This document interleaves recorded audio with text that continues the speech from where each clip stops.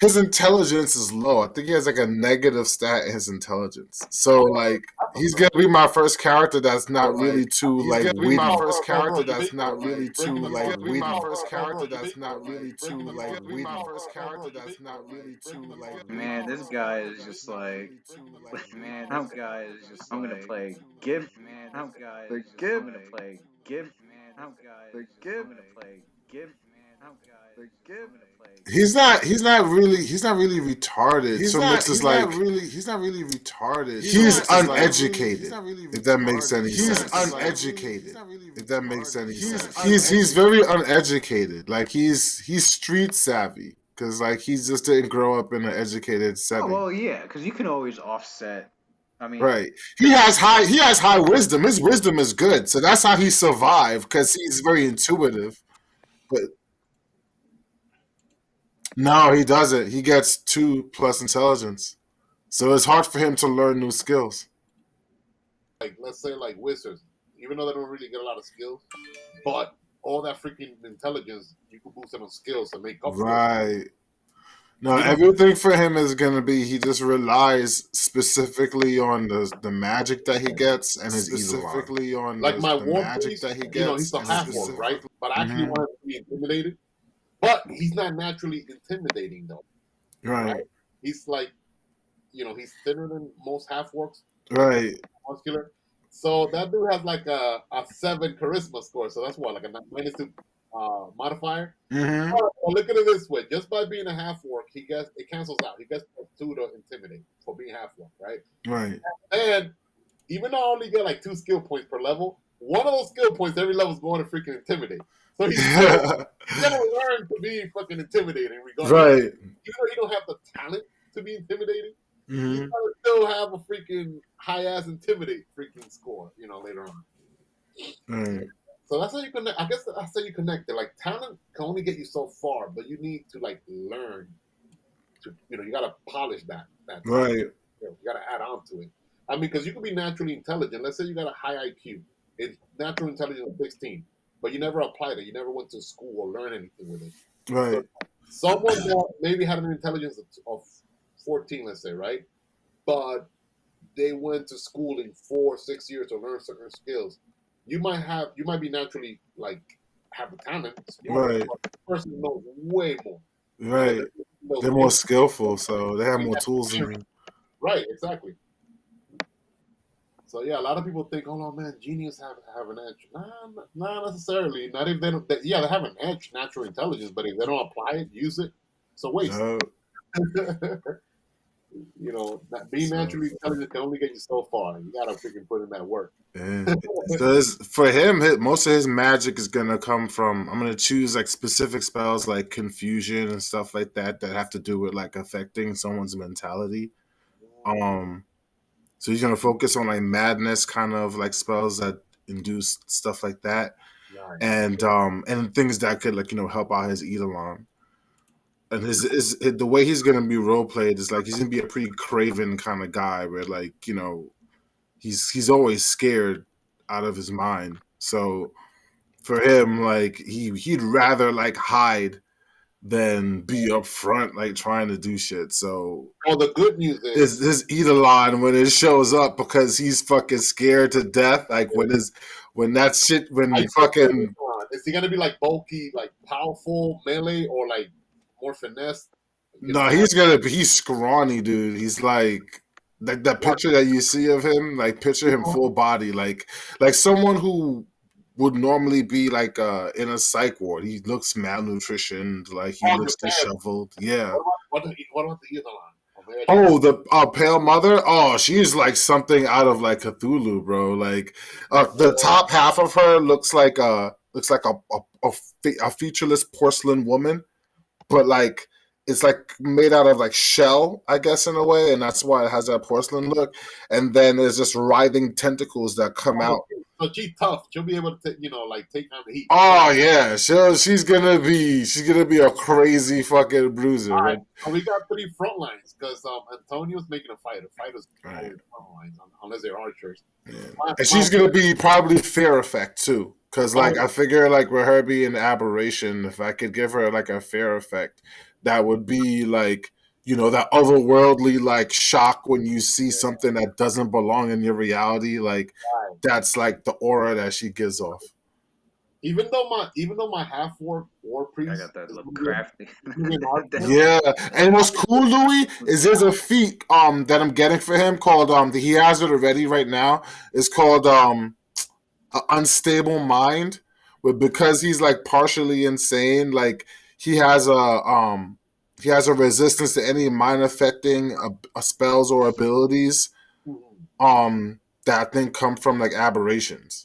I want to play this group already, man. I made my character too. Yeah, so like, What were we doing about and gear for that? and it was funny because the whole thing I had going with him was like he was already being targeted by his Eidolon, the Pale Lady, because she noticed he had the gift, but he just didn't have the eyes Do you to start out? see them, What did you and say, so Antonio?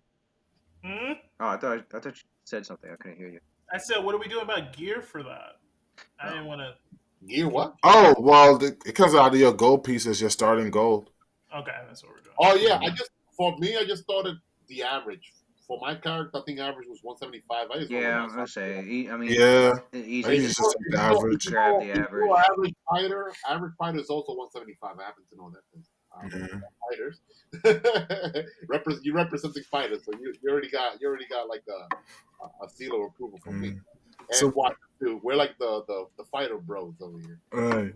So when I was talking about like her giving him the eyes to be able to like see into like their realm, it turns out there's a feat that you could get with aberrations like it's called Aberrant Blood. It's like the basic feat you get for like an aberration feat. And one of the entries in it is like it changes like your eyes. So your eyes are like segmented. So you know how like a bug has like a million little facets in their eye? Like a fly. Well, right. So like his pupils are like that, and that's like a otherworldly aberrant feature. Yeah.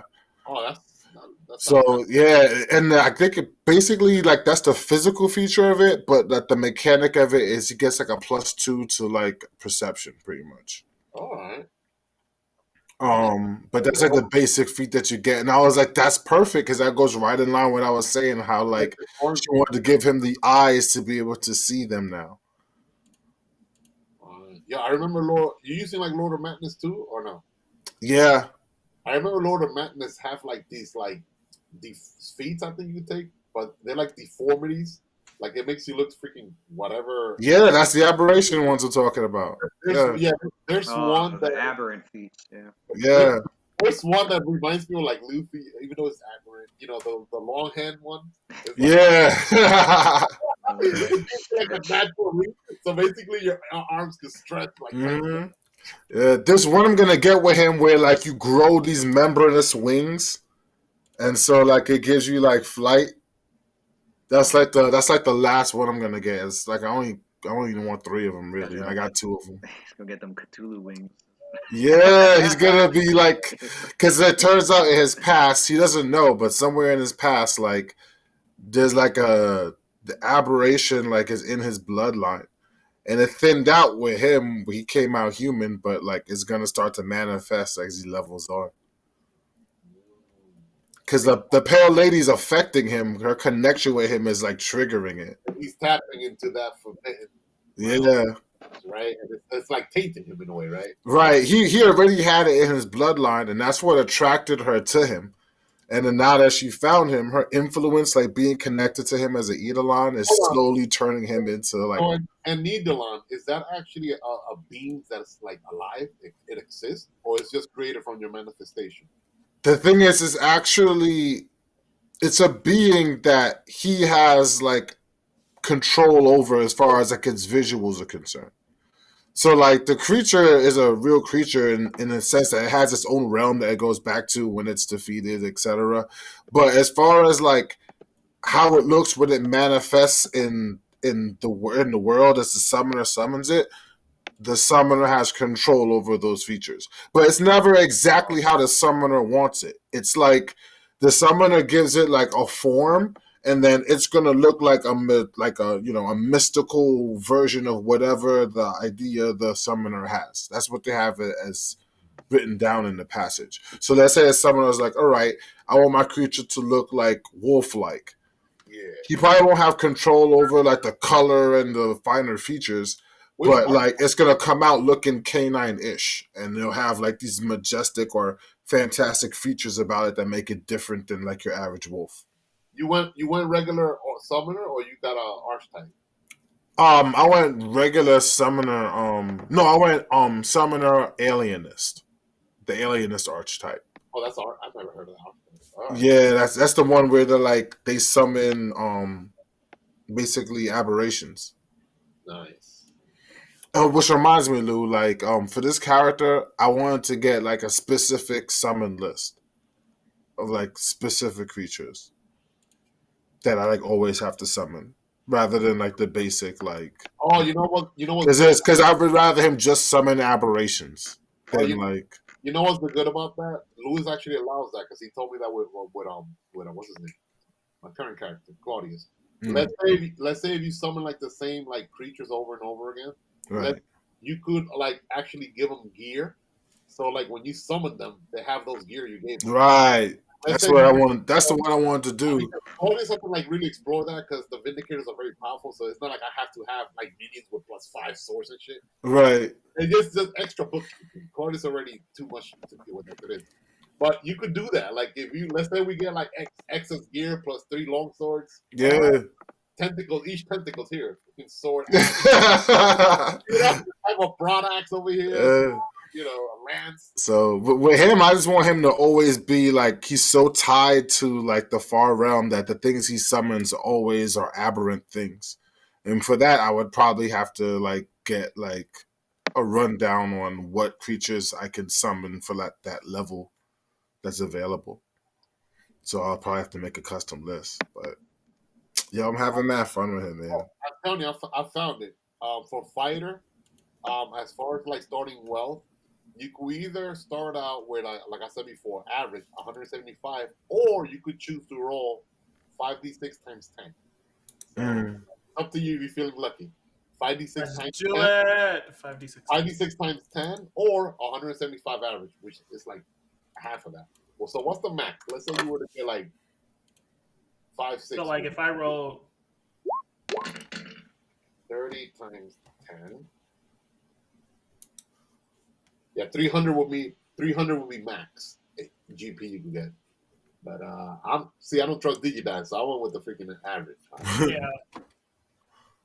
If you were, let me see that 14 times. It's 140. Yeah, you see what I mean? That's below Yeah. 105. Yeah. Yeah, No shit, I'm good. I'll go with the average. so, yeah, 175. Man, just go for that. Oh, and by the way, one of your starting gear Explorer outfit is free, so you don't have to spend 10 GP for that. Damn. Okay. Whether it's Explorer outfit or travel outfit. Let me look at what I had. Dude, don't get me wrong, man. I wish I had like an extra, like at least 100 GP. Oh God, for real. As I was like, I wanted to get like a better armor, and I was, man, I gotta get with this cheap armor for now. You know, hopefully we'll see a hot goblin so I can take his chainmail or some shit. Right. We'll see what happens, man. Yeah. We should be good. You know what I intend to do, Watson? What? Gonna be like even though he's an archer, but he's like a short range archer. That he's actually gonna be mainly like in melee, and like, focus like on short range archery. Okay. He's gonna be up there in the front lines with the fighter also. So it's not like he's like in the back shooting. Nah, he's gonna be like up there in personal. People get too close, they gotta get an axe in the freaking forehead too. Okay. That should be. So you'll be up there with the pale lady. Hell yeah! Oh yeah. Good luck. That bitch is crazy. My distance then. I mean, at least range of 80 feet. Shoot. Pale lady. Yeah. I want to play that. You know, what for my war priest, I'm not gonna increase like his wisdom. Like his starting wisdom is gonna stay like that throughout, unless he gets practical items like like the headband or whatever. Right. I'm just gonna pump all that extra stat on dexterity. because he's focusing more on being the war aspect of a priest. War priest, get it? Mhm. Warrior. Yeah, but we should A Reigns War Priest. That's fucking dope, yo. it's a war priest, son. We've seen war wizards before, but not a war priest. For real. Not a war wizard prestige class. Yeah, war priest. Well, it's good to know that there was a starting GP count because right. All right. Oh, let me see. For summoner, what's My motherfucking armor was definitely 400. I was like, oh shit, that's not what I need. Damn. I wanted to get scale mail. Louis, how does that work? If I were to get what is that called? Improve buckler defense.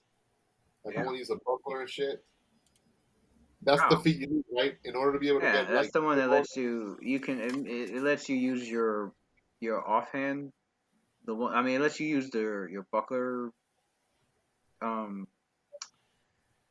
arm that your buckler's attached to. Like normally, if you use it for anything, like an attack, or if you're trying to open the door, whatever, you don't get the shield bonus from the buckler, but the feat lets you keep the shield bonus. That includes two-handed weapons and archery, right? You do not get shield bonus, right? Okay, I just want to make sure. I'll tell you what we could do that would make life really easy. If you, as a cleric, have access to spells that give us temporary HP, we could take, and all we got to do is make sure that we all have used magic device and take advantage of Crazy Adler's ability to like make Stone Skin a 3rd level spell, which means he could put it in wands. So if y'all each have like a wand of Stone Skin, that shit is like, was it Louis like 10? I think it's like You said a wand of Stone Skin? Yeah. That'd be expensive. Fuck. Yeah, we can't afford that shit for like the first 10 levels. But he can make a wand of Stone Skin. Because Stone Skin has a material component. Right. But all we need is one wand. Like, look how many charges are gonna come with it. It'll be one full wand of Stone Skin. That's a lot of fucking temporary HP to save character. Well, let me see. Like the War Priest would naturally use cleric spells, so that's 250 gold pieces worth of diamond. Yeah, that you would need. Let me see. You have high charisma, probably. To multiply that by 50. Yeah, so it behooves you to get UMD because you will also be able to use like healing wands as well. Because shit, the material cost is 12,500. Get knocked out here and there once in a while. That'll be worth it. 12,000, 13,000 for a wand of Stone Skin. No, that's just for the material costs. That's not including the caster level and the spell level. Well, the caster level, the spell level is 3. For a while. For Stone Skin, that's a level 4 spell. No, it's a level 3 spell for summoners. Oh, that's why he's able to put it in a wand. Oh shit! That's why if you look at the that was the one thing people were complaining about was like that's kind of dope. Was the summoner spell list? You get haste. Yeah. The original summoner people were complaining about because it got a lot of good spells at a lower level. They were like, "Yo, why is haste the 2nd level spell for a summoner?" Yeah. You get a 1 of that, man, so you don't got to use your. That's what I'm saying. Like crazy ass Adler could be very good in the party, bro. Bro, that's the only buff I need. You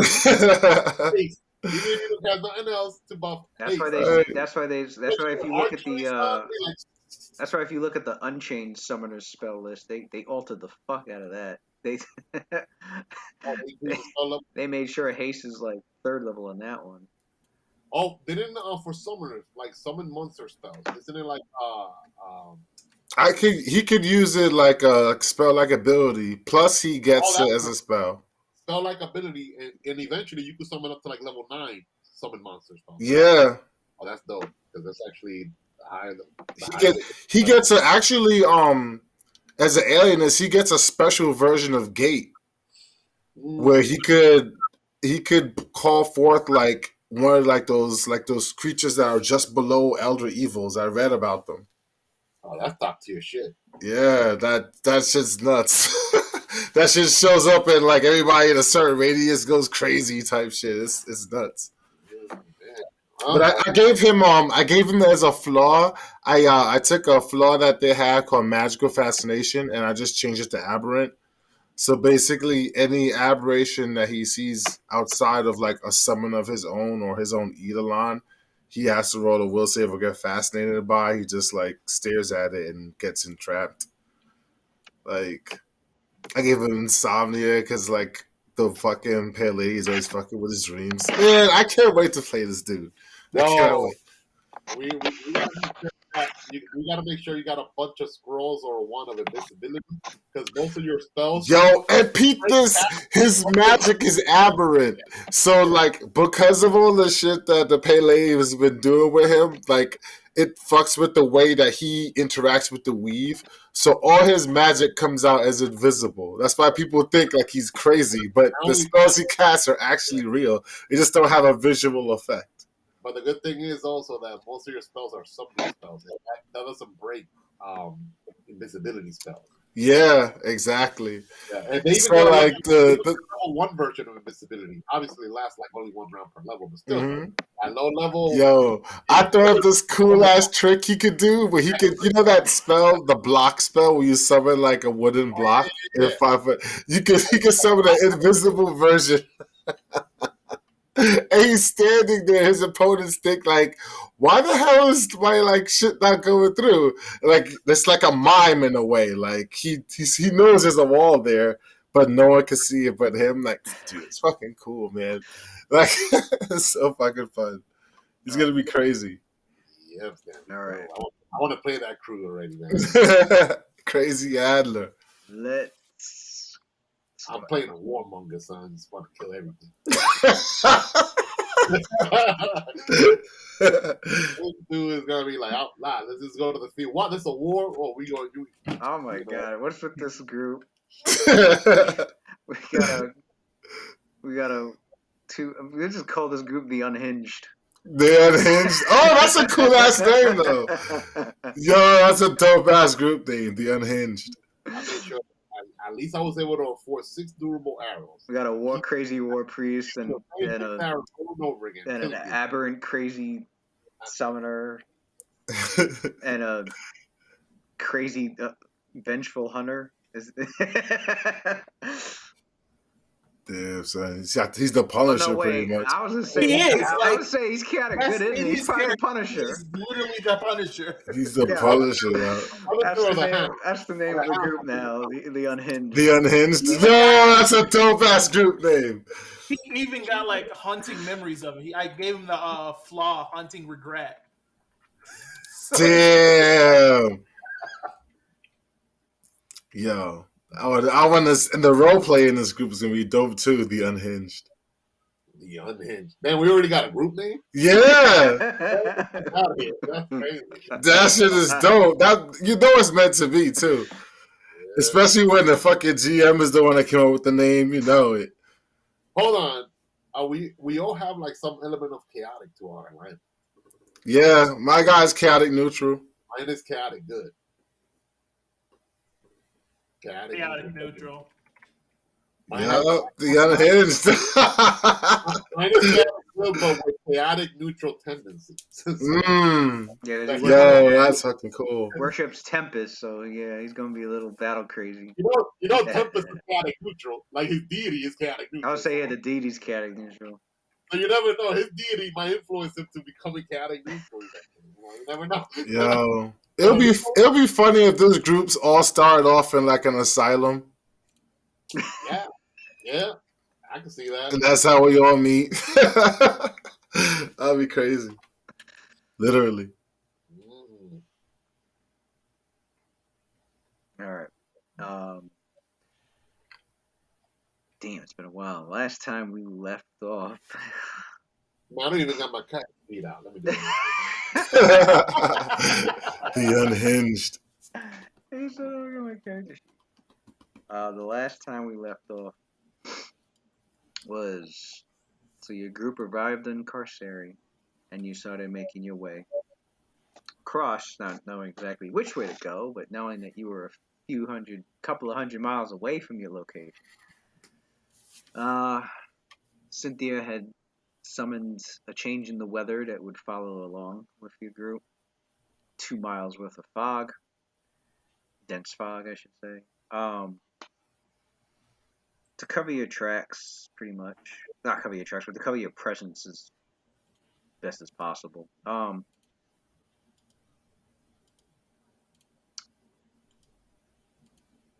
And the plan was maybe you'll bump into something intelligent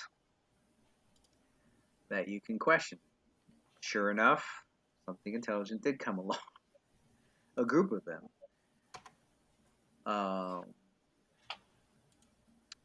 Judging from what was known about them, they just seemed to be simple traveling planar marauders, group of tieflings mounted on nightmares, and your party quickly subdued one of them as they came to investigate. A phenomenon that that they found inside the fog cloud. I should say the fog region.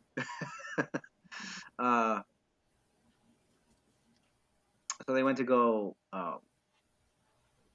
because what happened was the fog ended up like 2 mile radius. So the fog ended up like covering them out of nowhere, right?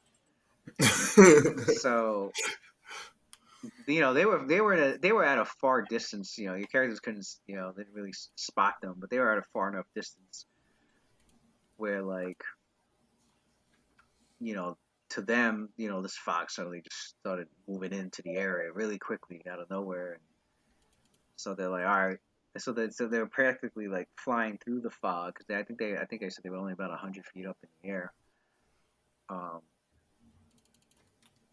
And then as they're flying through it, they're like, they end up going towards your party, and that was when they realized what the heck is that down there? We sent something. I think I know what it was. I think they heard you guys something.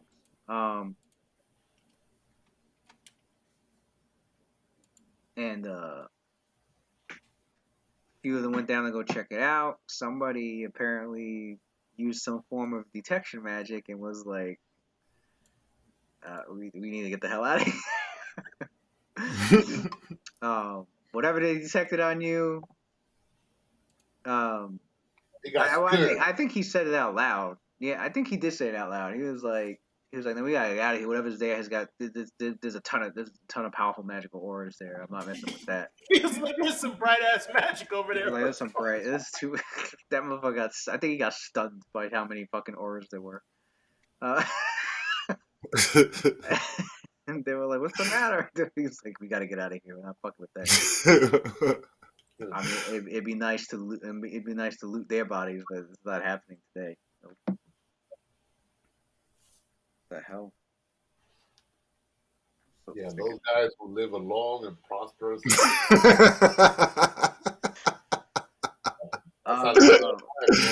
know when to call it quits. So with Claudius's direction, he's like, I mean, your party quickly agreed. Okay, we're gonna subdue one of these guys. Obviously, they're not friendly, so Right. they're not friendly. We'll subdue one of them and question them. And so your characters, killed one of the nightmares, which caused the rider to be stuck on the ground level, and then Metzor quickly subdued him with ease. Now your party has what appears to be this. It's pretty much this hardcore appearing humanoid being that is clearly plain touch. They look mostly human, except for like the slight patchworks of like devilish green scales covering the parts of their body. Mm. And their equipment wise, shit. Oh, the wrong thing.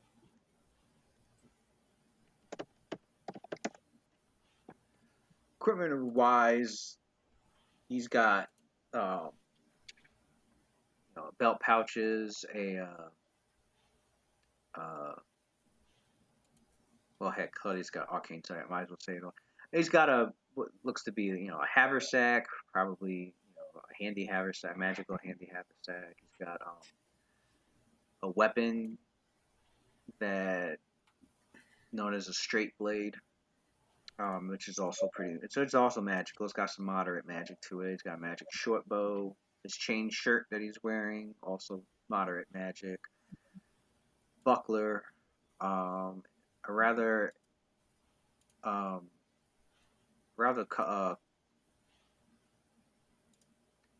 scaly, colorful cloak that has like moderate abjuration magic on it, and a few potions. So pretty much, well equipped, especially with a group for whatever foray they were doing here in Carceri. Mm. And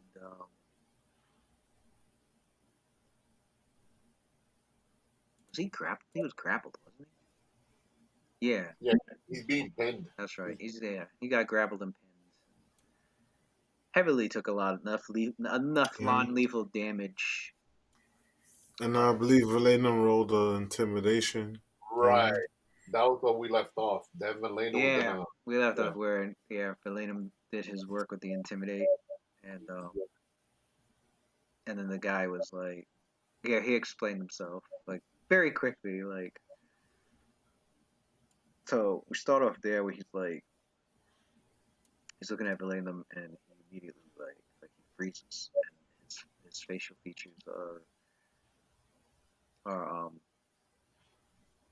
a mixture of like trying to summon some sort of resolve but failing, and goes to speak and then finds himself stuttering, and then seems surprised at finding himself stuttering. But then regains enough composure to get out with some form of answer, and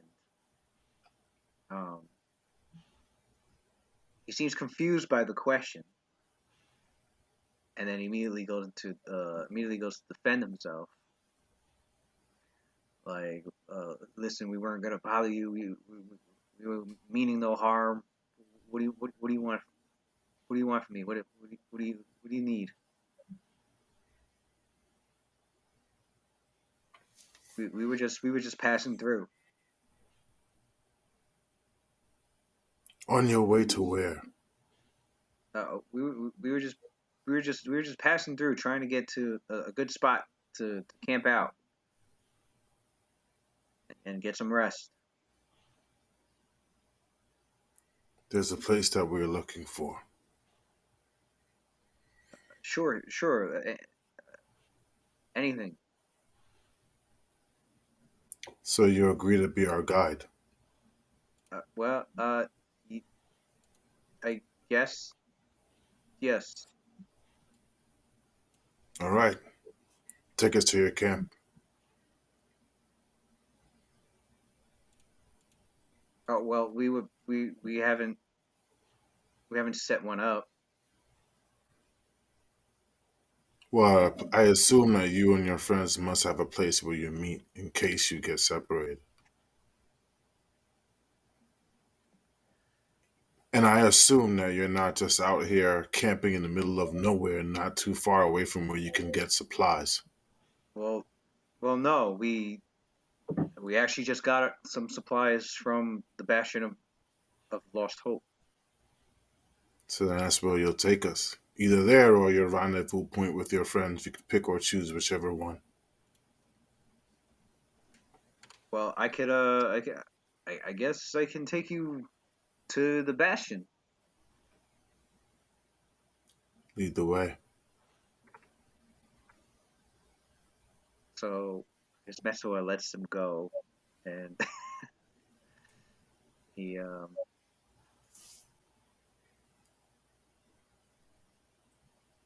I guess with Claudius's arcane sight, it didn't look like the guy carried anything on him that he could like easily get away with. He's got No conjuration magic, which could yeah, be that could Well, be I used. mean, Metsuar is walking right next to yeah. him. You I didn't. believe Metsuar is Maid Slayer. Yeah, So he even if he does. tried to get away through teleporting Um, means, it would yeah. work out for him. No, all the auras you see on him are either abjuration or evocation Good. or Because transmutation. all teleporting type magic falls under the school of conjuration. So if you don't detect any of that shit, then we're good. Well, really, you could take a spell key. If he tries to run, good luck trying to outrun a monk. So, I mean, he wouldn't be able to cast spells properly without a spell key. So you could take it from him, and then he'd be screwed. Mm, Ooh. That's what Valadinum says. Like, hand He a over your spell spellcaster? key. He a spellcaster? you don't really see any indication that he might be a spellcaster, and usually the indication is like there'll be some Spell component? spell components, and even if they have eschew materials, there would at least be some like expensive material components that he would need, or even focus items, which you don't really see anything like that being carried on him. Okay. All right. You never know. If I see a holy symbol or some shit, I'm snatching it up. That's what I'm saying. You ain't casting shit. Right. You'll say you don't see any like symbol to a deity on him. Okay. So all his stuff, if he does have anything, will just be item triggered.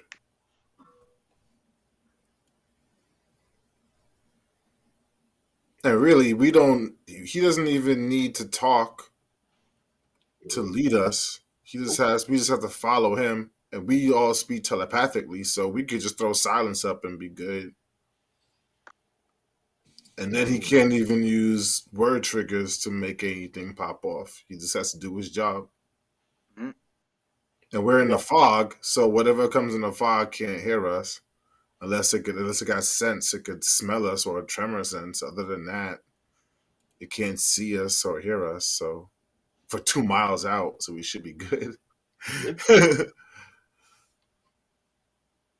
That's what Valadum, translates over as far as tactics is concerned. Although whatever place we're going up to, we're gonna wind up overtaking the place with the fog 2 miles in. So, as we get close, we may want to change the weather to something else that could still give us cover. Maybe some rain or something like that. But you don't want to cover the whole encampment with fog. That's automatically make everybody there hostile. But if it's rain, though, different story. Yeah.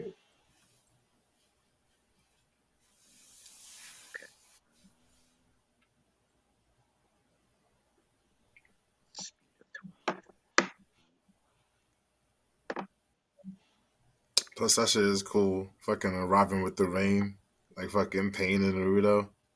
Just got like some. Exploration is what I need. It's 10 an hour. Speed. Yeah. Mile. Damn, I gotta pee. I'll be right back. Alright. An hour.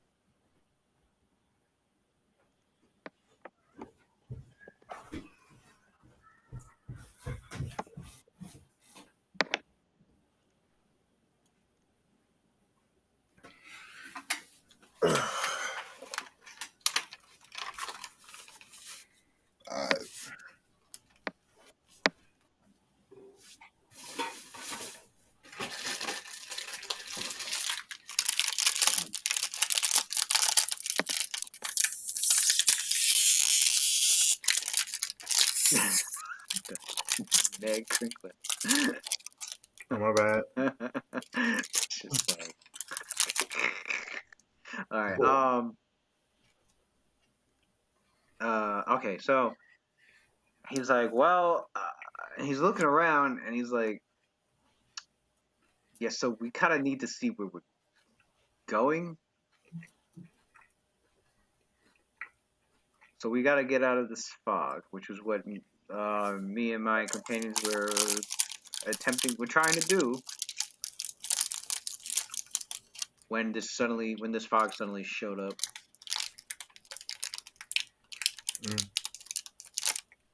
Sounds like a you problem. He's like, but we're trying to get to the Bastion of Lost Hope. Is this your method of travel?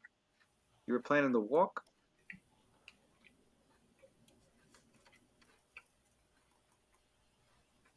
You talk too much.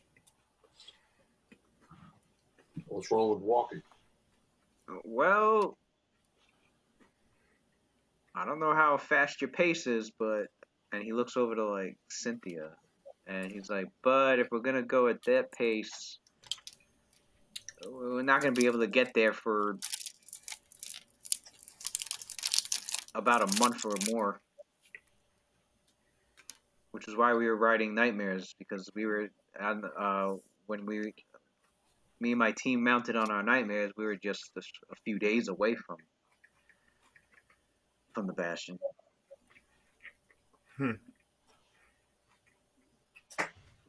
Well, Louis, you never gave me my Phantom Chariot, so there you go. Been wanting that shit since level 5. Since level 5? Wait, since level 5? Well, since level 9. I think Cynthia goes, well. Well, you could wish it. I don't need my wish. Cynthia goes, well. Well, I got like 1 or 2 wish tops. Look at my components. Cynthia goes, it looks like world happiness. Now you can teleport. We could teleport, but where to? He does have teleport without error. But they could explain it to him, I guess. Right. Either that or we would have to burn a day of preparation for Cynthia to memorize like Airwalk or something for the party. We are not going to take a month. I mean, I'll just, Claudius, we just visualize. All right, give me a general direction. 500 miles that direction. We'll teleport. Or 1,000 miles, or even 10,000 miles. Do we have like a map or a general idea like what sphere we need to go to? Because now that I think about it, Claudius could teleport to whichever sphere. No, you're in the correct sphere, and you're actually. Oh, we are. You're actually anywhere. Thing is, your characters didn't know. You're anywhere between 5 to You're anywhere between 5 to 500 miles from the intended location, which was the Bastion of Lost Hope. But like, so you're like in the right area. You just don't, you don't know. But what this guy told you, you're a couple of 100 miles away. It's like, what's the percentage? Do I need to roll? I guess I need to roll an Arcana check. No, or spellcraft. What's the percentage of accuracy of teleporting right by the Bastion of Last Hope or nearby? well, it would have to be.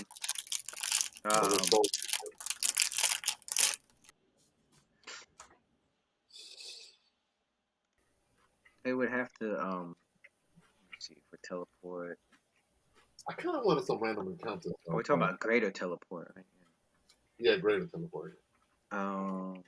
There's no range limit. There's no chance to arrival off target. In addition, you do not have to have seen the destination, but you must have at least a reliable description of the place to which you were teleporting. Right. That's all he needs, a reliable description. If somebody lied, then the spell won't work. But at least we would not be in danger of teleporting inside a wall or some Right. shit. So this guy's been there, so he can give you a very reliable description. At which Okay, point, well, right. yeah. I saved up 5-6 months worth of adventure right there. Oh, boom. Damn it. Asses feel, man.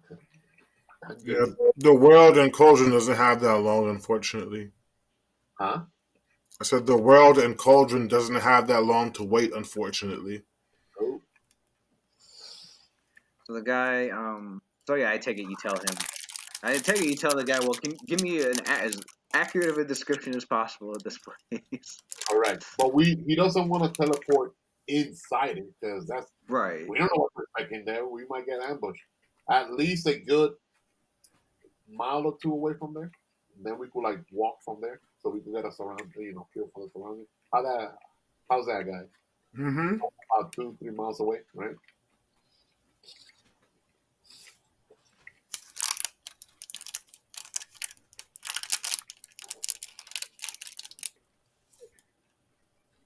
How do we know that it, like right inside it's like boom, empty magic field? Oh shit. Oh. You get in, you can't get out. As for whether he's now, here's the thing. Obviously your characters with your High intelligence. the high wisdom and sense motive, your characters are like, This dude trying to lie, right? you guys are like, first thing we want to make right. It is Carceri, so you're making sure nobody's lying to your ass. He's lying. He might end up losing his life. He could easily be like, yeah, this is the description of the place. Meanwhile, it's like the description to like the entrance to some ancient titan. Right. So. There's ancient titans in here? Right. Oh, that's not good. Some elder titan, and it's like, next thing you know, you're fighting a challenge rating 35 fucking titan. Oh, shit. You would do some shit like that too. That's the crazy part. It was there. So,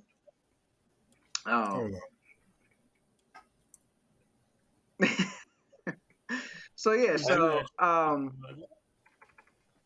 one punch level shit. Threat level S. Wait, was that what's called? Threat level S. No, that's all the S rank heroes. S plus. So he begins to describe the place, but then like he looks at your party. Valenum, telepathically Valenum and Messuar. Make sure this guy is not. You know I'm about to roll that sense motor right the fuck now. I was like, yeah. I'm just making sure I get all my modifiers right. Yeah. Metso is like, I'll take 10. Even Claude is gonna take 10. It is like plus 20 now. See, I learned that shit. Hanging out with the knight and the monk. Learning on the trophy. I don't even step live. Yeah, I'm gonna take 10 on mine too. Yeah. 3. All right, so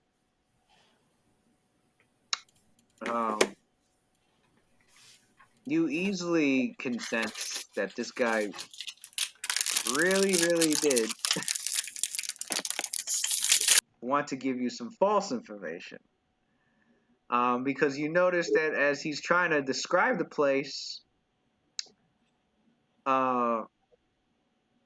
it looks like he's slowly realizing that, like, well, not slowly realizing. It looks like he's gradually realizing in a quick manner that he probably shouldn't be lying at all. But you tell he really wanted to. In fact, he had intention to describe to you some sort of place that would be dangerous, that would hopefully be dangerous to you, that he knew about. Yeah, I'm a roll Claude. But you can tell that, like, that demeanor change. You can sense and feel that you got the easily sense the vibes. roll mad low, but still there. that he's even in the manner of the way he speaks, like little things like he'll stop to like act like he's trying to like remember something, and then goes back fluently to like describing what he was trying to, Louis, while he's doing that, I'm not gonna interrupt him. I'm gonna keep letting him talk. I'm gonna do concealed spell casting. It's a skill trick, and I'm gonna do detect thought on him. So obviously he'll try to lie, but I should be able to read his real intent through his mind. Detect thought, level 2 spell, Louis. All right. Oh, I got. Since I'm a spontaneous divine caster or divination spell caster, I'll just sack the level 2 spell for it. Wait, is that in my beguilers list? Detect thought. Let me see real quick. Should be. Should be right. You're right. Should be. That way I don't have to do any fancy trick. Detect. Oh, I don't see it there. What? Undetectable alignment. That definitely should be a beguiler spell. I don't know what it is. It's okay. I'll use my level 2 slot, I guess, because I don't see it in my level 2 beguilers list. Maybe they don't get it. Yeah, it makes no sense. Beguilers are good at detect, They're good at like enchantments and illusions. Maybe they don't really have a lot of divination. they're like spies, basically. They're good at it. Yeah. But it's all right. I'll use the level 2 spell because Claudius has spontaneous divination. So he'll sack a level 2 spell to get it. And let me see which level 2 spell I'll sack out. I guess, I got 3 lesser orbs of electricity empowered. I don't know. They do have detect thoughts. They do? Yeah. I don't have any of those. Let me see. I'll look at your character sheet. I got detect secret doors, guide self, expedition. Oh, I'm looking at level 1. Oh, wait, I was looking at level 1 spell. Oh, I'm like, hold up. No, I just noticed. I'm looking at expedition. I'm like, expedition. Wait, what's level 1? I'm like, that is odd that they don't have that I know. particular I was spell. gonna say, because it's supposed to be like magical, freaking, like roguish spellcasters. Like, what the fuck? All right, so yeah, level 2 beguiler. Detect thought. Thanks, Lou. All right. But I still could have cast it from my wizard side too. Yeah, right. He could. This guy's like a sorcerer, man. Oh, he wants me to follow the connection. Let me go to this page real quick. So I guess I gotta roll a will save. What'd you roll? You roll. Oh, what'd you do? Like a sleight of hand skill trick thing? Yeah. So still spellcasting.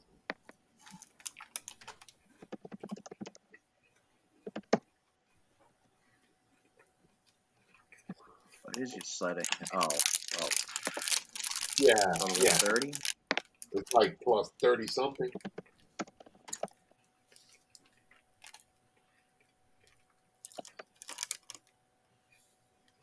Sleight of hand is plus 26.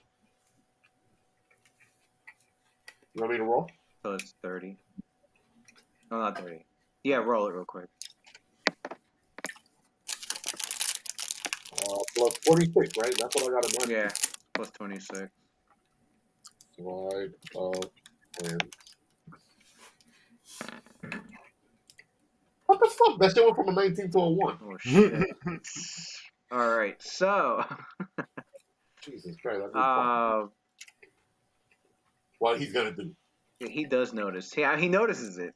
But it's, So but he's not doing anything. He might still get beguiled. So who gives a Right. shit?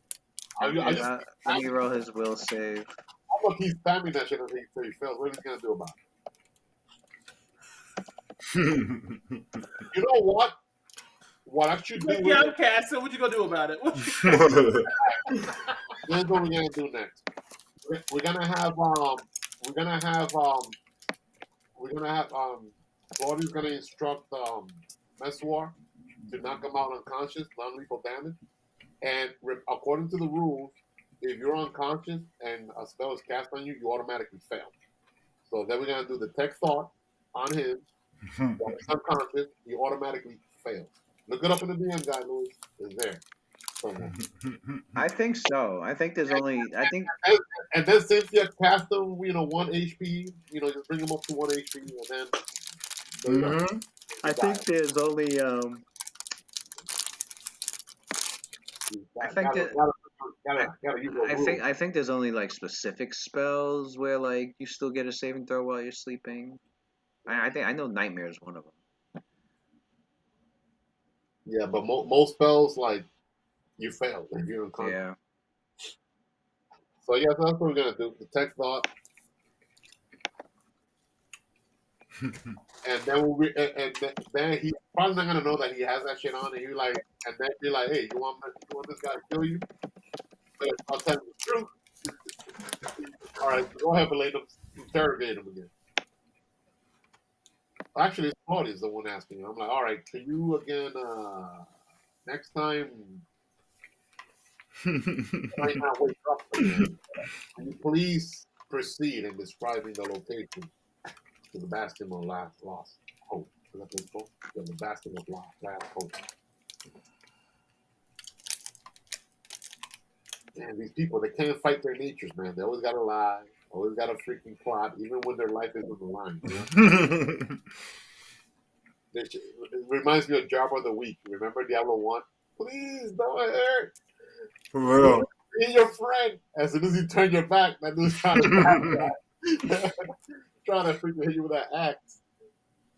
They can't fight their nature.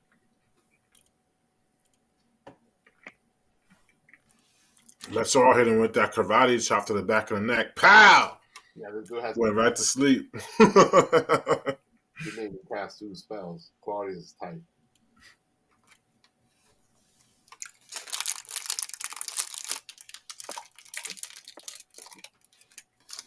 Oh, you know what?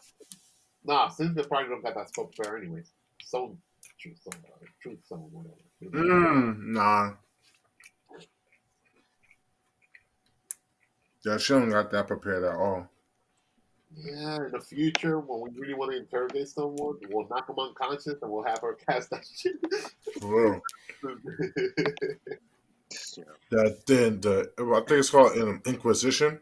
Inquisition, yeah. Mm-hmm. But we'll get to the bottom. But anyway, so yeah, your characters. Oh, I rolled the will save. He passes will save probably, right? I don't know what'd you do. The base DC? Oh wait, I gotta roll. I'm assuming he passed. Well, he probably is gonna pass. No, I'm gonna roll. What is it? 2 base DC would be 22. No wait, base DC would be lower than that. It's a level 2 spell. Plus, it'll be plus 12, Luke. Plus 12? Right? Plus 12, right? I know it's plus 12 with plus 12. If I roll, it's plus 12. It's 10. Oh, okay, yeah. The intelligence plus 2 level spell, yeah. It's plus 12. Level. I was looking at the wrong thing. I was like, all right, so the Ketchum. He's probably gonna pass.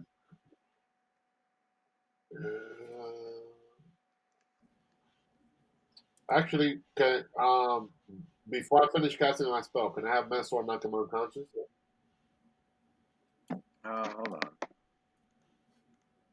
I'm trying to look at this ruling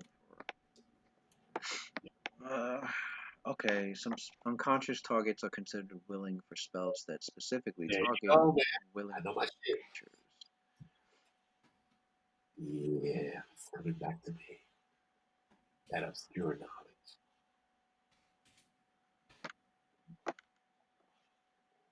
Where's that at? That's a DM guide or player sample? That's a DM guide, right? About saving throws? It should be the player's handbook. No, I mean for winning target. If they're unconscious. Is that in the DM guide or player sample? No, I'm checking. Yeah, so man, dude, you're free. Or I guess Velatinum, Shield Bastion. Well, no, wait. That would be considered lethal.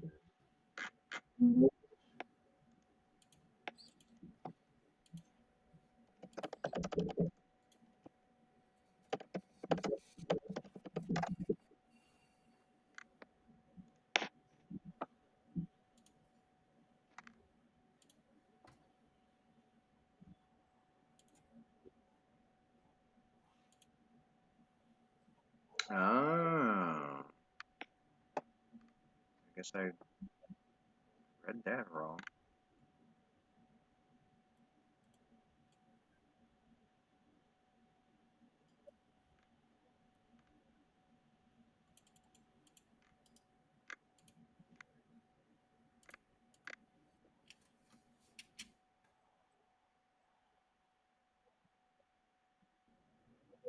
It's only for okay. It's only for spell. Okay. Yeah, even if you're unconscious or sleeping, you still get saving throws for magic. You still get saving throws for magic. The only time if it's a spell that specifies that the target has to be willing, that works on unconscious or sleeping. Oh, not Like benign. teleport or Oh, or benign transposition. yeah, like benign transpositions and And double. normally be like, nope, it won't work on an opponent. But if That's they're why, unconscious, yeah, that's why we were doing that. Yeah, that's why we were using benign transposition with the unconscious bodies because they were yeah, considered with the unconscious body, because they're on. Yeah. willing targets because they Yep. were out. Yep. Oh well, so I guess my memory was But 100. yeah, Percent so he would still get a saving throw with the detect thoughts even if he was Yeah, knocked let's out. go for it. Oh man, that was almost a 20. Although if he was unconscious, his surface thoughts would be probably his whatever he's dreaming about. No, I mean we're gonna knock him unconscious so he can fail and then bring him back Oh, up. and then bring him back up. I get what you're saying. That was the plan. Yeah. All right, detect thoughts. That's the DC, and I rolled that. Yeah, he passed. He passed that will save. All Christ right. is Well. like, oh, this guy fucking passed this. Okay. Oh, yeah. No. I don't know. Can't you keep doing it? I could keep doing it. Cause I think detect thoughts like you could. I think you can attempt it again. Oh, with the same casting, or I have to cast it again. Target's will save prevents you, and you must. Oh, okay, yeah. It says you must cast it again to have another chance. All right, never mind. I don't know if I mean Claudius feels like this guy's willpower is actually pretty high. He's not gonna try that again. Um, But we know that he's bullshitting, so yeah, and uh, you had to use some of we're gonna blood for we're gonna that. we're gonna go more brutal here. But no, I know I was I need to get smacked times so your or shot sense once or twice. so yeah, no, with the sense motive, like your characters as I was describing earlier, all the conclusively he does tell the truth. You just get the sense that like he was trying to lie, decided against it, thought about it again, then like with your it's a high sense motives, that's what your characters notice. Uh, but ultimately, your characters look at each other to see if there's like a mutual agreement of like believing what he's saying, and there was like he gave your characters the truth about the Hollow Bastion description. Is there any guardians outside of the Bastion or any hazard, whether it's environmental or creature, that we should be aware of? Well, from what I know, there's plenty of hidden, twisted tunnels beneath. So if there is any sort of,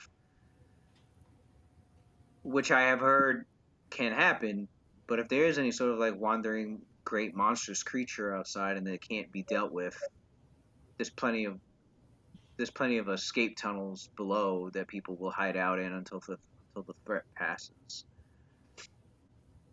But usually, such threats can be fended off. Usually, I've heard plenty of stories of something coming in now and then. There was one time where some Tenari general of an army tried to like use it as an outpost,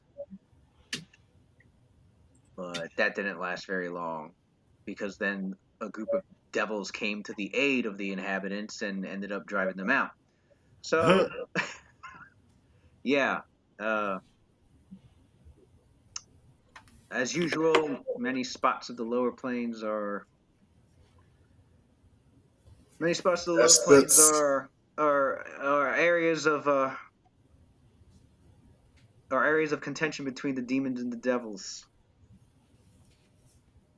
He's looking. He starts looking around. He's like, I wouldn't. He's like, I bet it's even possible for just standing here. It's and just standing here. Maybe a group, an army, two armies might meet each other right here in this swampy field. You guys are. He's like. So you. I gotta get my lingo back for fucking place. So you cutters here seem to be primes. Clueless primes. He doesn't say clueless, but Cynthia changes the weather from the fog to rain. The rain. It can get changed while the spell's still in effect. Yeah. Okay. Oh, I wonder what gave that away. Claude sarcastically snarks. He's like, well, fortunately, you guys are some pretty strong bloods. You should be able to handle whatever threat comes your way. But That sounds suspicious. I'm going to be honest with you on this. Whatever you think you know about out here out in the plains, you only have scratched the surface. So, just a word of advice: not just be very careful, but be extra careful. I'd hate to see you poor sods kick the bucket that quick. Oh my god. What? Did he meant that? Sense motive. No way you No. fucking meant that. He didn't really mean that, but he did mean he was serious about the other part.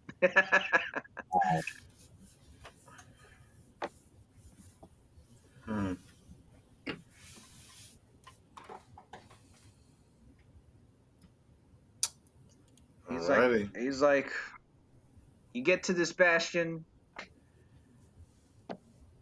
yeah, you could meet some allies, you could meet people who could not care at all, you could meet some that are looking to harm you. Pretty, how should I say?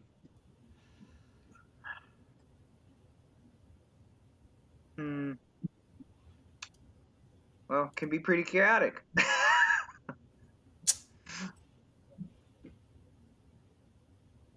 But it is a stopping point for two things. The Revolutionary League, and I wouldn't bother getting mixed up with them. They're all about freedom this and freedom from that and freedom from everything. Except there's not much organization at all. Pure anarchists. Not necessarily bad people and not necessarily good either. Everybody in that group's got their own motives, but ultimately they all want the same thing. Freedom from something. Ironically, they chose this place as part of one of their headquarters.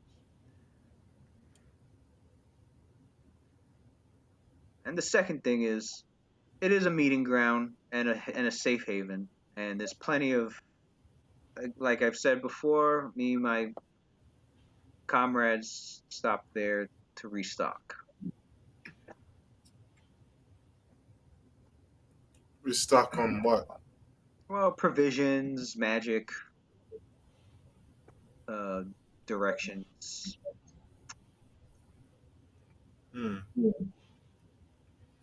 This place is a prison plane, but yet you have access to such goods. Where's it coming from? Well, there are those that are here. There are those that are magically imprisoned here, and there are those that are imprisoned here and don't have just. They're not necessarily magically imprisoned here, but they were just sent here and need to find their own way to get out. But they're not. The only thing that's holding them back from getting out is survival. Um, also, there's quite a lot of traffic from the planars, especially from the fiends. Also, there's always the one way out or in, and that's via the river Styx, or whatever you sods call it on your world. But it's a river that travels through all the lower planes. And you don't want a drop of that stuff on you, or your memory is gone completely. So Valatum leans forward. He asks him, "Who is the leader in this place? Surely there's one person who must still be holding the chaos all together in one place." Well, that can change from time to time, but there is one that's quite well known there. I wouldn't really call her a leader, although she can be. And other times she's not. But she's well respected there.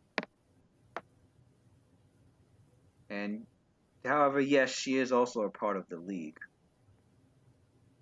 But Where's this league? the Revolutionary League, the league I was just referencing earlier. Yeah, you said you were very offhanded about them, saying that all they care about is freedom, and that they're a bunch of anarchic, single-minded, single individuals.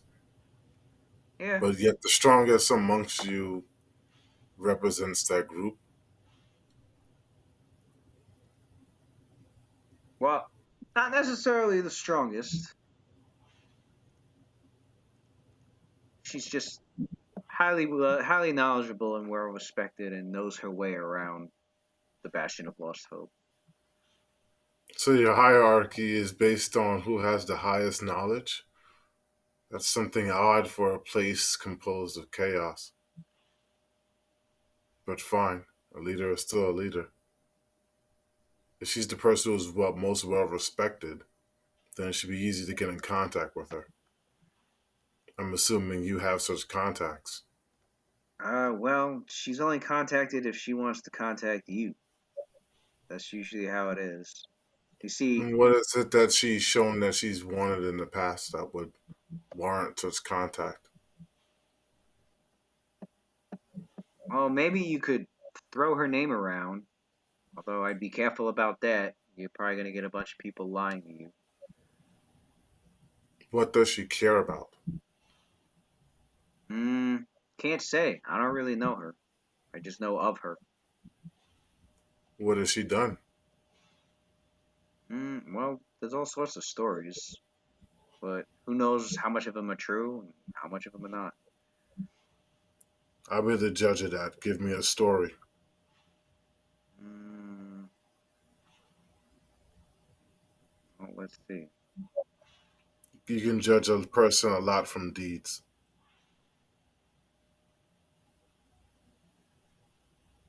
And by that I mean basically rolling um the local skill based on the information that he gives. Rolling knowledge local. Let's see. There's rumors that she goes treasure hunting around Carceri and to places as dangerous as the Elder Titans. I don't know. Latest rumor is she somehow got treasure that was offered to the Titan Hyperion. So you could start with that. The Titan Hyperion. All right, so Can Cynthia, using that information, can she roll um her bardic knowledge equivalent ability that she has through being a celestial mystic? Can she use that as a knowledge local? For what? Um for what's her name again? The leader of this of the bastion? Oh,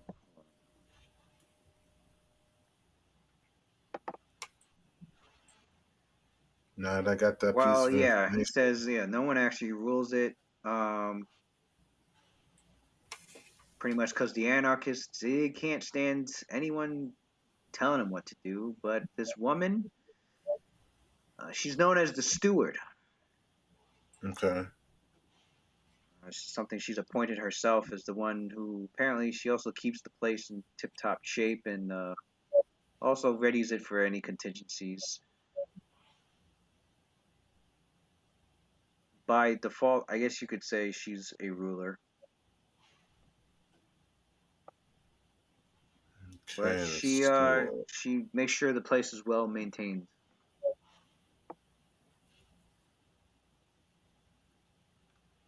Okay. So Not sure what she exactly even looks like. I hear stories she makes sure she disguises herself or has something that can change her form when she needs to.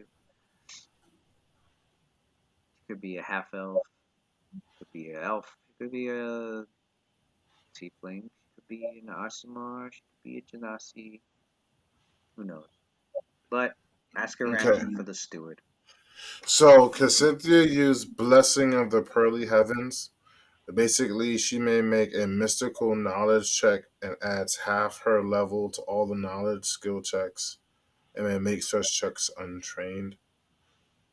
So it would be a knowledge local for the bastion untrained.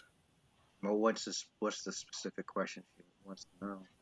She'd want to know what um class levels that this woman has based on the exploits that she's heard. She could deduce a class. That would be great. All right, let's roll the check. It's gonna be a pretty good check. I bet. I bet, my friend. That's the fun part. If I pull it off, though, let me see. Knowledge, local.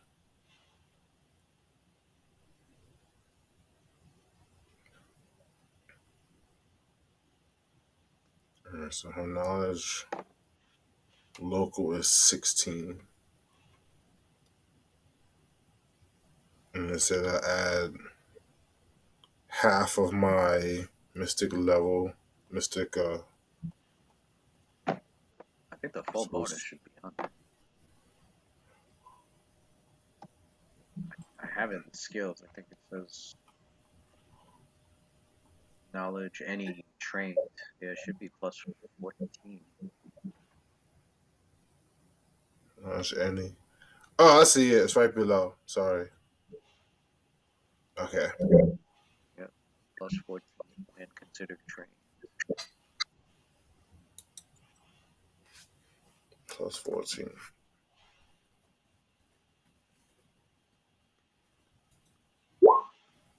33. Okay. 19. She's definitely a rogue. Plain our rogue. That shit's godlike, bro. Sorry, so she's listening to the story. She's like, okay. Something about what you said.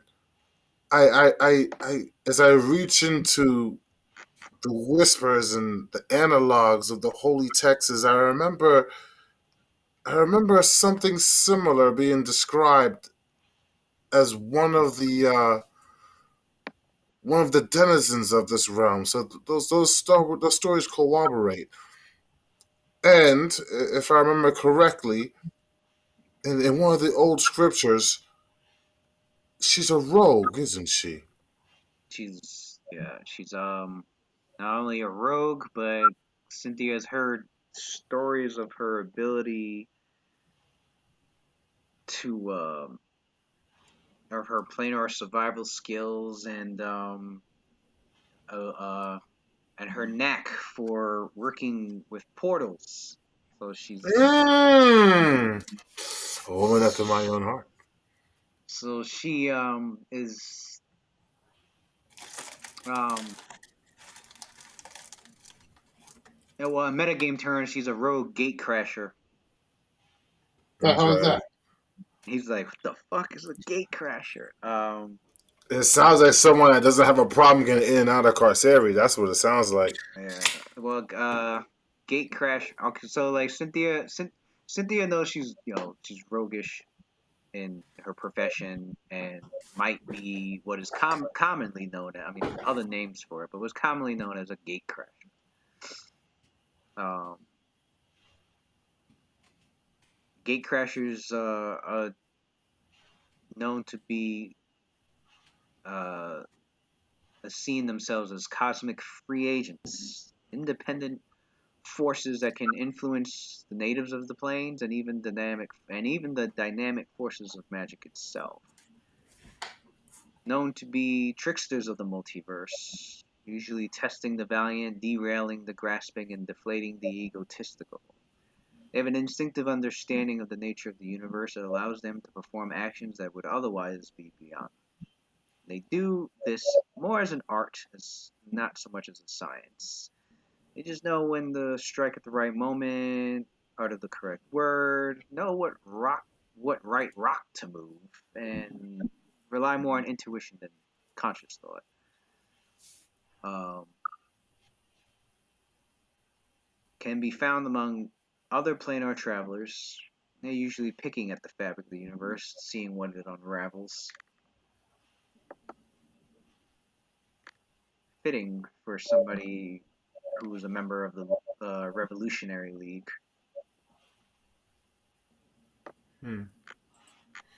So Cynthia relays that to her group. And she goes, well,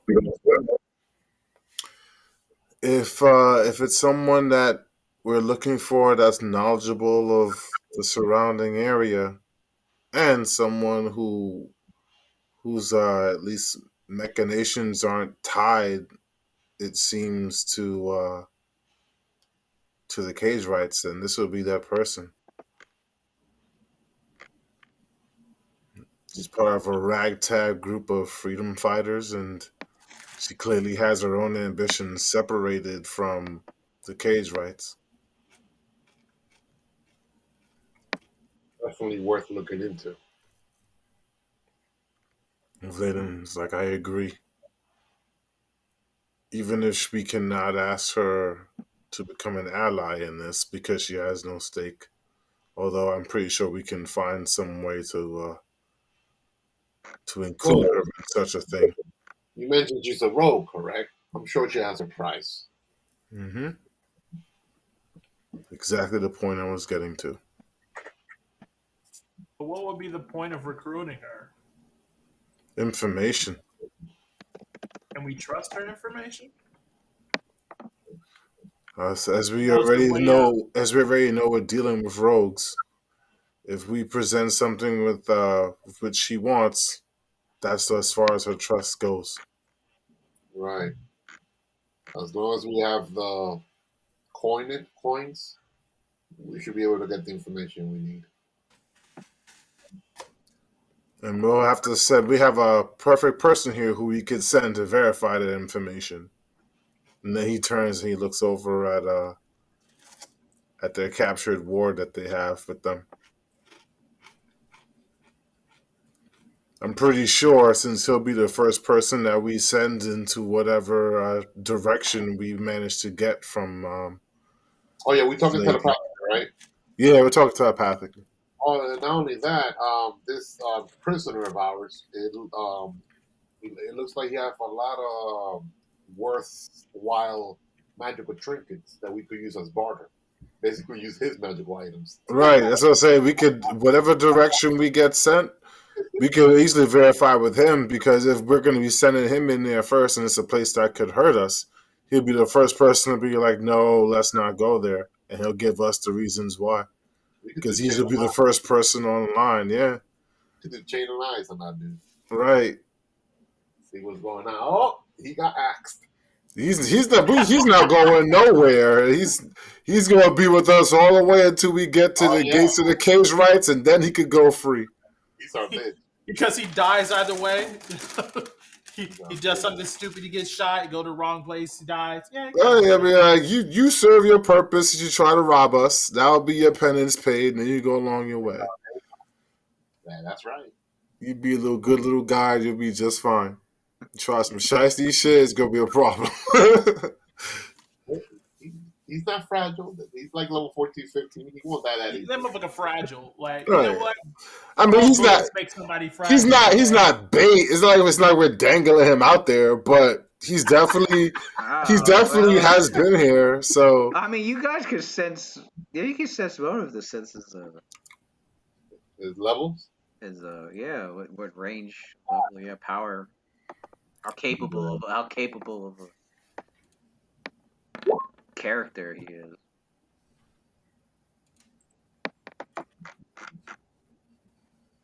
But yeah, her as a gate crasher and being a rogue and being the most knowledgeable, clearly. And she's a person, kind of running the place. She seems to be the person to go to get information on where to go next. She sounds hella dangerous. Yeah.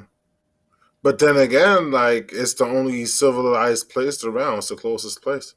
We were trying to come here, so now that we're here, we might as well deal with the head honcho. Either that or beat the shit out of every single person and then wind up dealing with her anyway. It's just like, might as well just go to the head of it all. Like, fuck it. Look at that. I know you guys will be proud of Claudius and Son's motive. Damn, 41, bro. Train the shit out of that. That dude was like so gullible at the beginning of this, like for real, yo. Oh yeah, really? He used to believe like Kai lying ass. Thanks to Kai though, he's like, oh, I need to. His level went up with Kai, man. Yo, his shit is plus 26 now. That's crazy. Master spies. That dude could spot a lie easily. You know he got that traded from fucking Valadum for sure. Valadum, son. Valadum and because when Kai first tried that sneaky shit, I was the first person he didn't want to fuck with. Because the minute he tried that bluff, fucking Valadum looked at him like, get that shit out of here. I ain't gonna front though. Like if Kai was still with us, knowing Samuels, his bluff would have been like plus 77 right now. So yeah, it would have been. It would have eventually surpassed. Well, like we would have been like, oh, I got 50 cents motive. No, I got plus 78.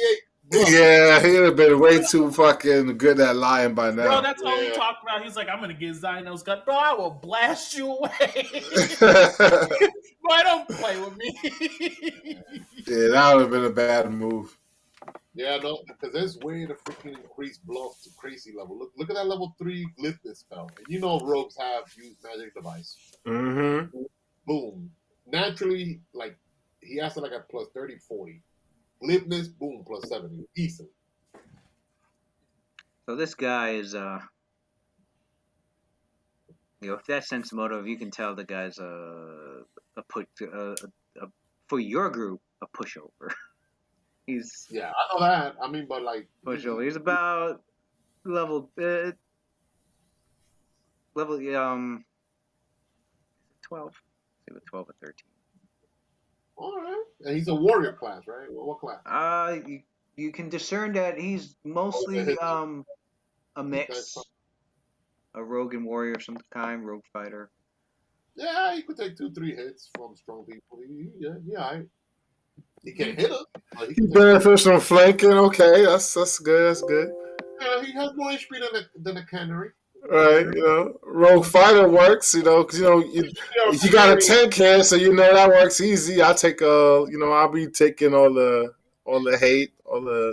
Isn't that what miners used to use back then? You know, Mostly Aries? okay, so mostly rogue, but he's got some fighting. Like you can tell, he's got some, some warrior talent in him. Hmm. But he's mostly rogue. So yeah, What's his race, anyways? tiefling. Okay. So he's human, plain touched. Some sort of fiend ancestry in him. Oh, all right. So he's not like a full fledged like Tanari or something. No. Like, all right. Nah, Cynthia wouldn't have been working with that. Hell no. We're calling down the heavens on that boy. Working with no fiends. She'd be like, "Kill this. It'll be dead. it'll be dead permanently." For real. Shit ain't going back home. It is home.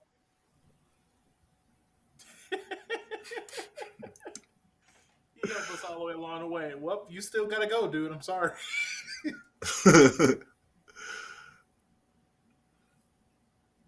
All right, so we walk in, hoods up while it's raining and shit. Oh wait, did we teleport already? I assume so because we got the right information, and now now we know who we're going there to look for. All right, so we're going to the. We're gonna try and find this person, right? Yeah, and the Bastion of the Last Hope that Cynthia was talking about, part of that chaotic group, fighters or whatever. Right. Yeah.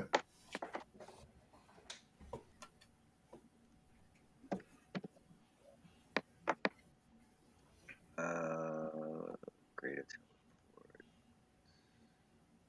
That's a level 7 spell, right? So I guess I don't have it prepared, so I guess I'll use one of his open slots. I don't think I sent you my prepare spells. No, I think I have an old one. Yeah, so do I. Have the old one here. I haven't updated it because I got Voice of the Dragon. I'm not using that shit here. Voice of the Dragon.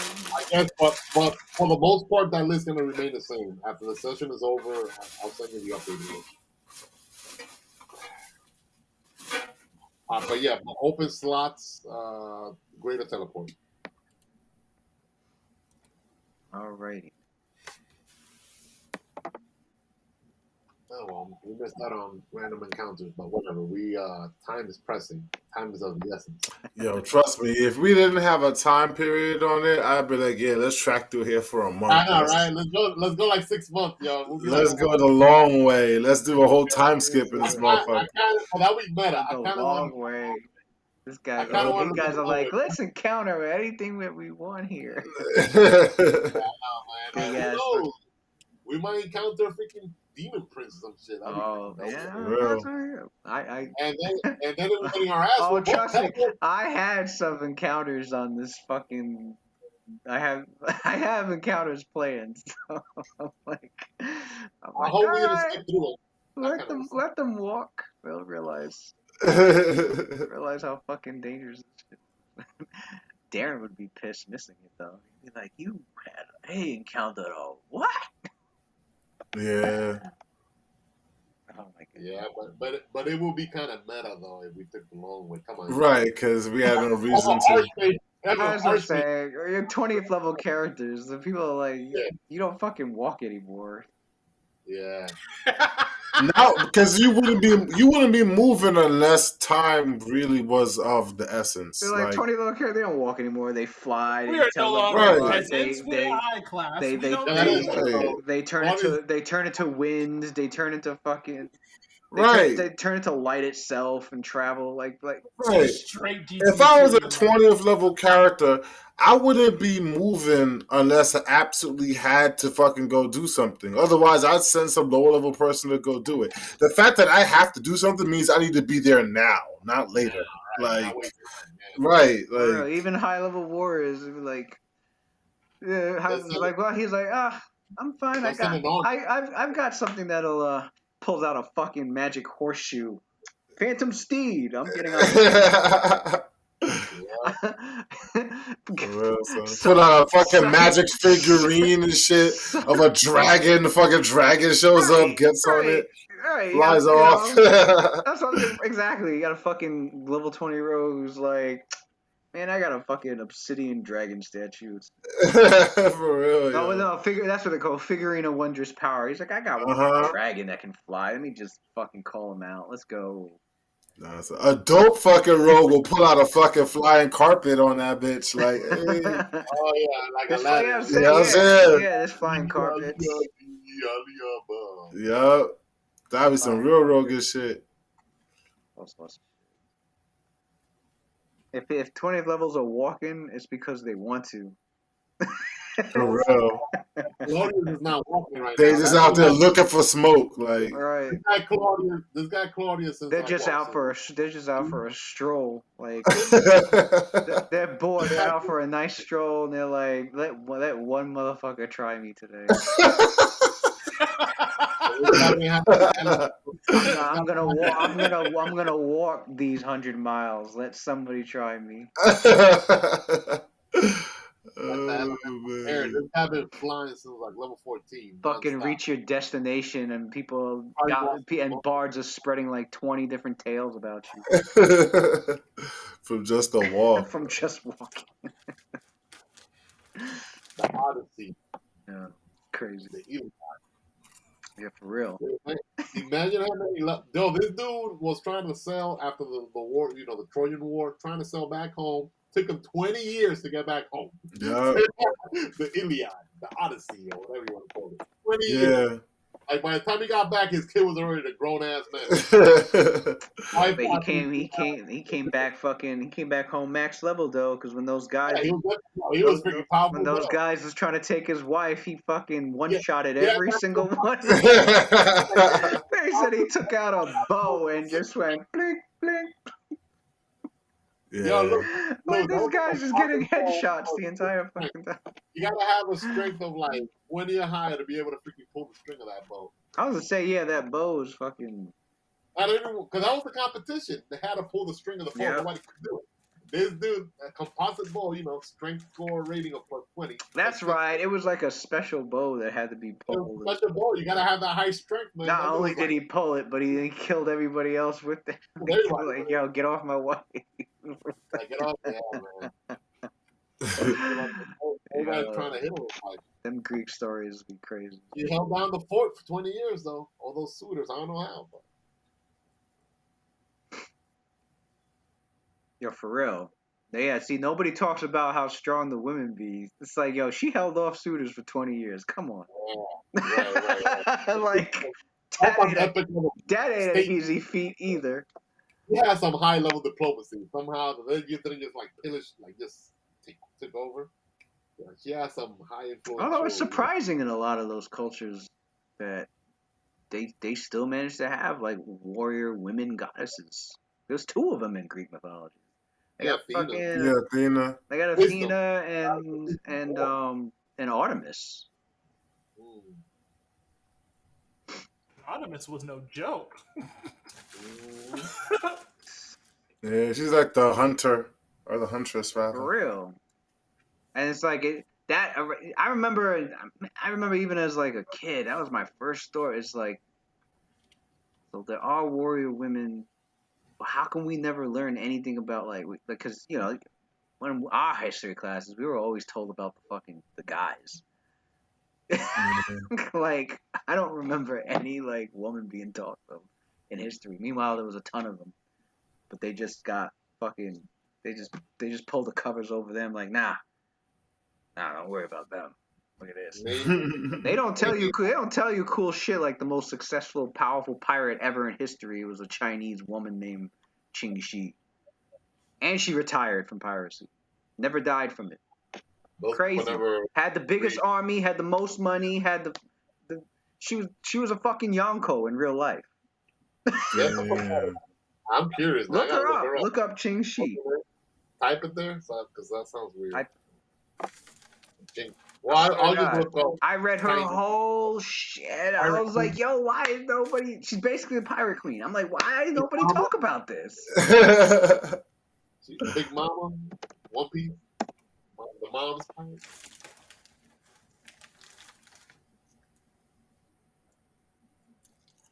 Yo, some women could be like. Oh, okay. Yeah, so Ching Shi was one of her names, but she's actually known as Zheng Yi Sao. Yeah, I'll post the freaking. I'm like, this is fucking godlike. You don't hear shit like this. Should be a fucking movie or a series. Like, I'm like, what the fuck? Zheng Yi Sao. Oh wow. And that was in 18. What year? It was in the early 1800s. Damn. Life of piracy. She died natural death. She died retired. She was like, I'm done. Took her money and just chilled somewhere. She had 24 ships and commanded over 1,400 pirates. How do you fucking not talk about the wife of Zengi, son. You definitely hear about Alexander the Great before you hear about bullshit like that. Like, she took control of his pirate confederation with the support of his adopted son, Mile, who she entered into a relationship with and later married. Holy shit. Zengi the Lich. She banged the dad, and then she also banged. It is spelled like that. Zengi the Lich. Zengi. She was married to Zengi the Lich, bro. No wonder she got so fucking powerful. And as the unofficial commander of the one-known pirate confederation, holy shit, 40 to 60,000 pirates. She was a pirate queen, man. Damn. They have 400. Well, her fleet was composed of 400 junks. Is that ship? Mm-hmm. Yeah, little ship. Between 40 to 60,000 pirates. 1805. Her ships entered into conflict with several major powers, such as the East India Company. Oh shit, that's the Brits. They were like the world power back then. She's been described as the history's most successful female pirate and one of the most successful pirates in history. But we only talk about people like Blackbeard for some reason. Because he's white. He's a boss. Check out her occupation on the right. She was a prostitute, a pirate leader, and a gambling house owner. Yo, that's gangster, son. Damn. Man. She went from a prostitute to like all the way up to like pirate leader, gambling house owner. Yeah. Yo, imagine if you were alive, you'd be like, yo, I remember I paid for some of her pussy back in the day. Imagine you're alive back then, you can say that, but like, I fucked her before for like fucking 10 years and I had that pussy soaking wet. That's a fact. Yeah. Yo, she would have you killed, be like, I remember you. The dick was good, wasn't it, bitch? She fucking die right there. Cut your head off. They'd be like, I don't give a fuck. I still fuck, though. The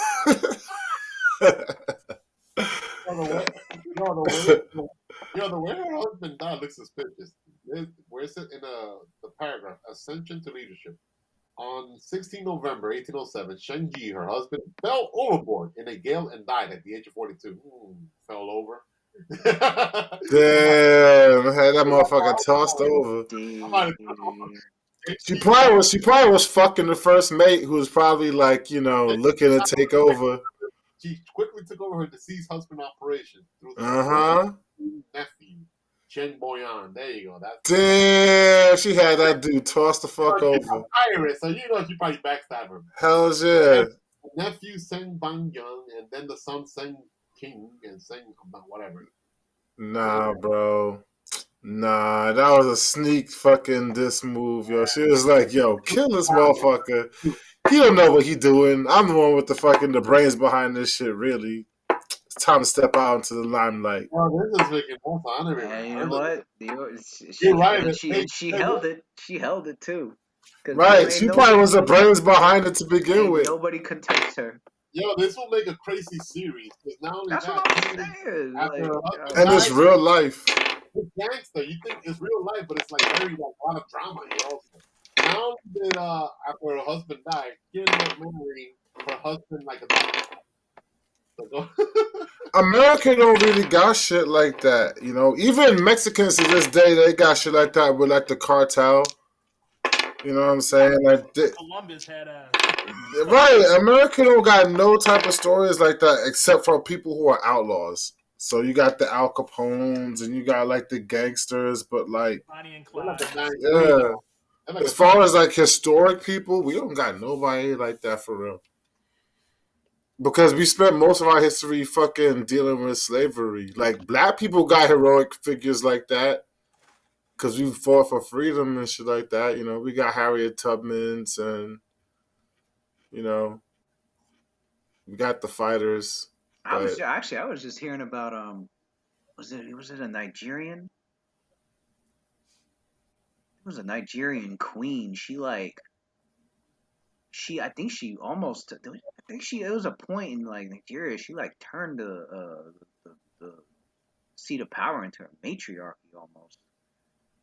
She accomplished a lot. I gotta look her up. I was like, cause this shit pops up. I'm like, when I'm looking through TikTok and like, you have people on there that be like showing like historical fucking stuff with like historical African figures. And I think I know there was one with somebody in Nigeria. It was one of the Zulu warrior. Got his like name. It I'm was like surprised they still don't teach lessons and like about Haile Selassie, like the one of the most successful Ethiopian kings, emperors. that was Sorry, that was another one that it popped up. Also, I was like, it was Ethiopia. yeah. I remember that one. Haile Yep. Selassie has been like around for a minute. I mean, you know a little bit about Marcus Garvey, but that's barely even really taught. Even though there's like whole schools and buildings named after him. I didn't only know about Marcus Garvey because my uncle, who's like Rastafarian, told me about him. And the same thing about Haile Selassie. Otherwise, I wouldn't know about any black like rulers or like emperors. But they exist. Hell yeah. It's like Antonio said. All that history we learn, we just learn nothing but fucking Euro trash. Here we still Mhm. got fucking, we got fucking schools named after Robert E. Lee and some bullshit like that. Like, Euro. Right. Yeah. I never understood that how all these statues and against these traitors, people that try to secede from the Union, they're a bunch of traitors. No other countries I've ever seen that where they try to celebrate people that were traitors.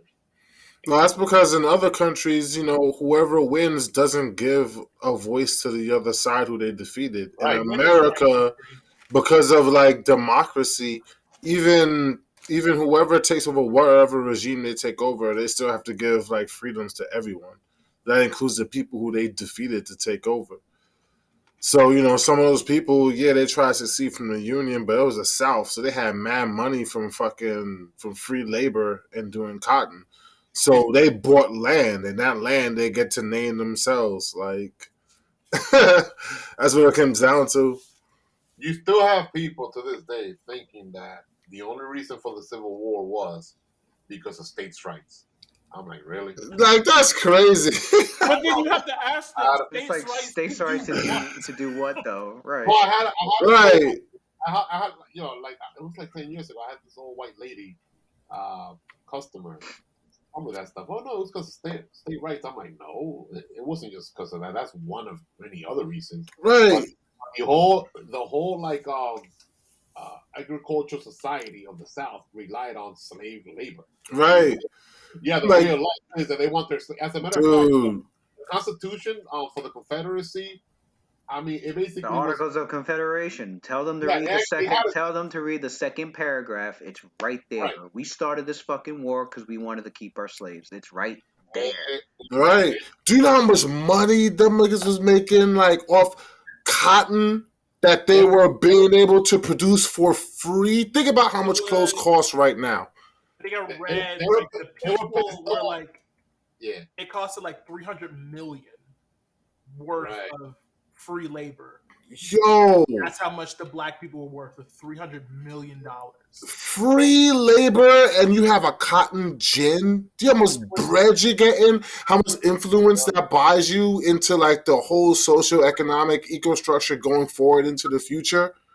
You're the one building the schools. You're the ones printing the fucking books that are taught in the schools. Everything that's said, including the street signs, is yours. No, so even if you don't succeed from from the entire country. That whole region, its whole history is going to be taught from the perspective of the people who own the economic infrastructure. Period. That was the thing about Vietnam is that they were well funded because they were still exporting. It was still Yeah, America's highest exporting good was right. cotton. It wasn't like these people, even after even after the Reconstruction, like the South still remained not as rich as it was when it was getting labor for free, but definitely had mad bread. Like, Yeah, just cotton because here in they the didn't South. spend it the way that fucking the North did in New York, being all hoity-toity, didn't mean dumb motherfuckers like, yo, I drove down in fucking North Carolina and South Carolina. I've seen all those homes out there. Those shits is crazy beautiful. Like, Oh I'm like, yeah, yeah. I've seen a That's what I plantation in real life. I'm like, yo, all this land, all this shit is theirs. Yep. It's nuts. I was in what was it, like a few years ago? I was in, what's it called, Charleston, South Yeah. Carolina. That's like, oh man, I went to an event there. It was like a plantation, Yeah. and you know where they have those like stuff with the horses, and you dress up Right. nice. I actually went to one of those things, dressed up with the hat and all that. Yeah. And I'm like, wow, this shit belongs to like just a family, and this is dating back from like hundreds of years ago. Right. You know how they build originally, how they build their wealth. Mm-hmm. Generations, you know. Yeah.